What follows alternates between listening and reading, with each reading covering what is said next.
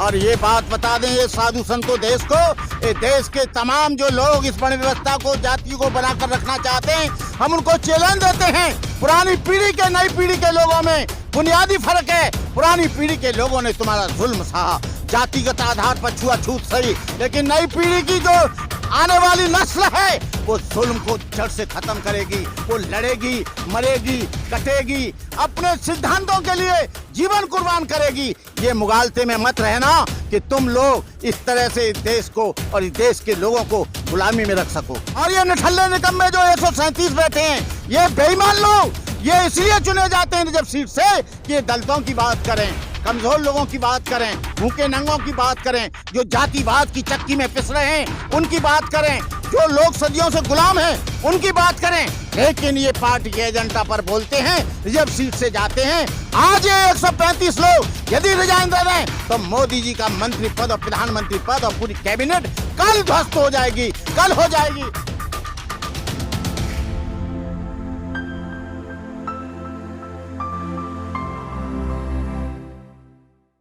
बनते जी, अभी जिस तरह से हम देख रहे हैं कि लगातार चाहे मोहन भागवत हो या हिंदू धर्म के जितने भी लोग आज जो समानता की बात करें, क्योंकि 2024 के चुनाव सर पर है, तो क्या लगता है कि कहीं ना कहीं इस देश का जो 85 या 95% समाज है उसका वोट बैंक लेने के लिए इस तरह की राजनीति, इस तरह की स्टेटमेंट दी जा रही है? ये 2024 का जो चुनाव आ रहा है, ये स्वयं ही इन्होंने कह दिया है साधु संतों से। उन पर भारी रकम खर्च की जा रही है, अरबों करोड़ों रुपया खर्च किया जा रहा है कि तुम कहना कि संविधान बदलो, और तुम कहना कि जाति खत्म नहीं होनी चाहिए, तुम कहना कि हिंदू राष्ट्र बनाओ।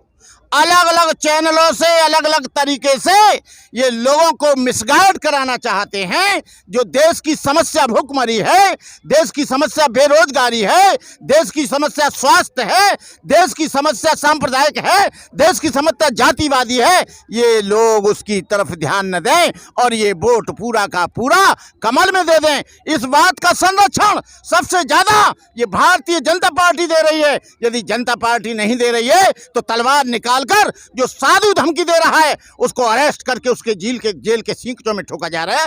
जो लोग संविधान का विरोध कर रहे हैं, जो हिंदू राष्ट्र बनाने की बात कर रहे हैं, संविधान में कहीं नहीं, ये भारत देश है, उन साधुओं को भी जेल में डालना चाहिए। जो साधु लोग हिंदू राष्ट्र बनाने की बात कर रहे हैं, अरे तुमको किसने अधिकार दे दिया? पार्लियामेंट में जब तक बहुमत नहीं आएगा। और ये निठल्ले निकम्मे जो 137 बैठे हैं, ये बेईमान लोग, ये इसलिए चुने जाते हैं जब सीट से कि ये दलितों की बात करें, कमजोर लोगों की बात करें, भूखे नंगों की बात करें, जो जातिवाद की चक्की में पिस रहे हैं उनकी बात करें, जो लोग सदियों से गुलाम हैं उनकी बात करें। लेकिन ये पार्टी के एजेंडा पर बोलते हैं, जब सीट से जाते हैं। आज ये 135 लोग यदि रिजाइन दे दें तो मोदी जी का मंत्री पद और प्रधानमंत्री पद और पूरी कैबिनेट कल ध्वस्त हो जाएगी, कल हो जाएगी।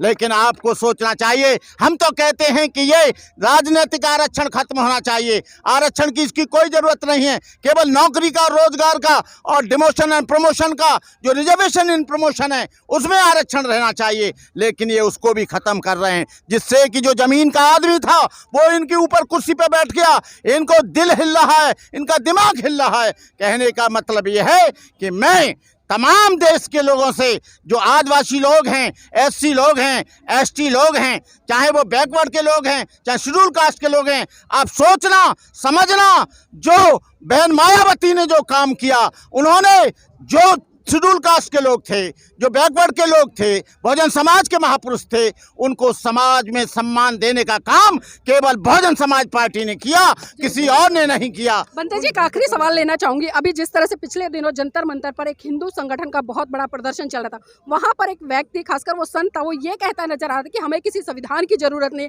हम जो संविधान के तहत नहीं बल्कि हिंदू धर्म ग्रंथों के अनुसार पूरे हिंदुस्तान, शब्द सुनिएगा बनते जी, पूरे हिंदुस्तान को चला लेंगे। तो मेरा जानना यह है कि हिंदुस्तान और जो हिंदू धर्म ग्रंथों की बात कर रहे हैं, ऐसे लोगों के लिए क्या कहें, क्योंकि ये संविधान से ऊपर उठकर बात कर रहे हैं। देखिए, डॉक्टर अंबेडकर का इंटरप्रिटेशन वो बाबाजी तलवार वाला गलत तरीके से करता है।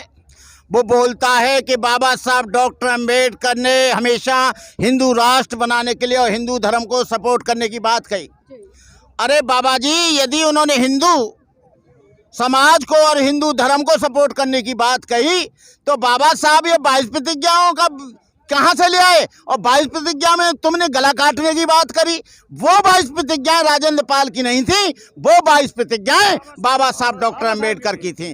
तुम डॉक्टर अंबेडकर का खुलेआम विरोध भी कर रहे हो। और डॉक्टर अंबेडकर को यदि हिंदू राष्ट्र को वो सम्मान देते तो बाबा साहब अंबेडकर को गांधी चुपचाप बैठे थे। महत्ताल का सत्याग्रह चल रहा था, गांधी ने कहा इस बार ऐसा मत करो। बाबा साहब डॉक्टर अंबेडकर ने कहा तुमको आंतरिक स्वतंत्रता की जरूरत है, मुझे सामाजिक स्वतंत्रता की जरूरत है। जो गुलाम हैं ये हिंदुओं के, जो तुम गुलाम हो अंग्रेजों के, तुम तो स्वतंत्र हो जाओगे, लेकिन जो गुलामों के गुलाम हैं उनका क्या होगा? जो दलित है, शोषित है, पीड़ित है, पिछड़ा वर्ग का व्यक्ति है। बाबा साहब डॉक्टर अंबेडकर ने कभी हिंदू धर्म का सपोर्ट नहीं किया, कभी हिंदू धर्म का विरोध भी नहीं किया।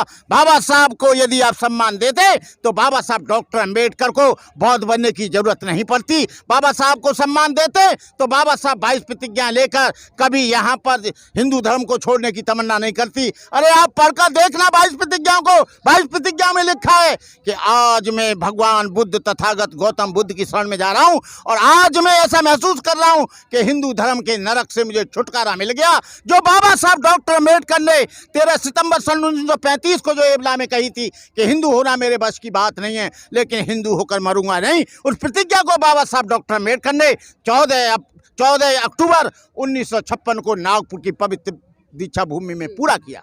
लेकिन हम देखते हैं धीरेन्द्र ब्रह्मचारी, धीरेन्द्र शास्त्री भी उलटपटांग विचार देते हैं कि तुम मुझे साथ दो मैं तुम्हें हिंदू राष्ट्र दूंगा। अरे ये तो चंद्रबोस हो गया कि तुम मुझे खून दो मैं तुम्हें आज़ादी दूंगा।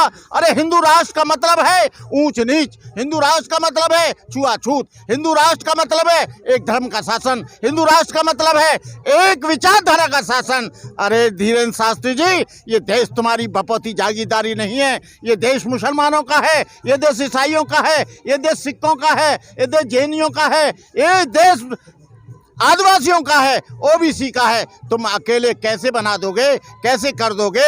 ये संवैधानिक अधिकार जो दिया है, ये देश जो है किसी धार्मिक ग्रंथ से नहीं चलेगा, ये देश बाबा साहब डॉक्टर अंबेडकर के बनाए हुए संविधान के द्वारा चलेगा। जी बहुत बहुत धन्यवाद आज की इस चर्चा में जुड़ने के लिए हमारे साथ में। तो देखिए यहाँ पर बिल्कुल स्पष्ट कर दिया, चाहे आज जो लोग हिंदू राष्ट्र की बात करें या किसी तरह से भी अपने धर्म ग्रंथों को स्थापित करने की बात करें, लेकिन इस देश में भारत का संविधान इस बात का अधिकार देता है कि इस देश में तमाम वर्ग के रहने वाले लोग, चाहे वो किसी भी जाति किसी भी धर्म के हैं, वो अपने अनुसार किसी भी धर्म को फॉलो कर सकते हैं। और जो हिंदू राष्ट्र की बात करें वो तो कोरी कल्पनाएं हैं। तो जरूरत आज बहुजन समाज को इस कड़ी में आगे बढ़ने की और अपने महान पुरुषों के इतिहास को पढ़ने की।